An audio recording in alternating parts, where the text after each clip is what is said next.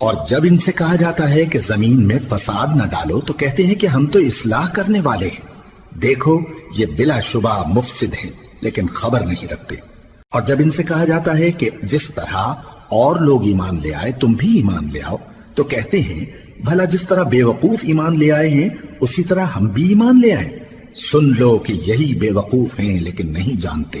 اور یہ لوگ جب مومنوں سے ملتے ہیں تو کہتے ہیں کہ ہم ایمان لے آئے ہیں، اور جب اپنے شیطانوں میں جاتے ہیں تو ان سے کہتے ہیں کہ ہم تمہارے ساتھ ہیں، اور مسلمانوں سے تو ہم ہنسی کیا کرتے ہیں۔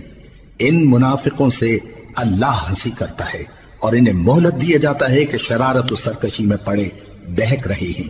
یہ وہ لوگ ہیں جنہوں نے ہدایت چھوڑ کر گمراہی خریدی، تو نہ تو ان کی تجارت ہی نے کچھ نفع دیا اور نہ یہ ہدایت یاب ہی ہوئے۔ ان کی مثال اس شخص کی سی ہے جس نے شب تاریک میں آگ جلائی، جب آگ نے اس کے ارد گرد کی چیزیں روشن کی تو اللہ نے ان لوگوں کی روشنی زائل کر دی اور ان کو اندھیروں میں چھوڑ دیا کہ کچھ نہیں دیکھتے۔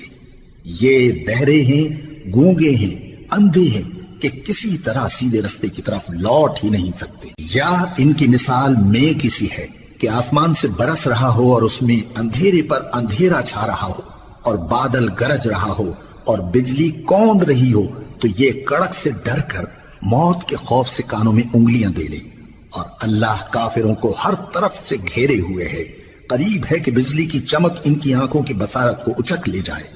جب بجلی چمکتی اور ان پر روشنی ڈالتی ہے تو اس میں چل پڑتے ہیں، اور جب اندھیرا ہو جاتا ہے تو کھڑے کے کھڑے رہ جاتی ہیں۔ اور اگر اللہ چاہتا تو ان کے کانوں کی سنوائی اور آنکھوں کی بینائی دونوں کو زائل کر دیتا۔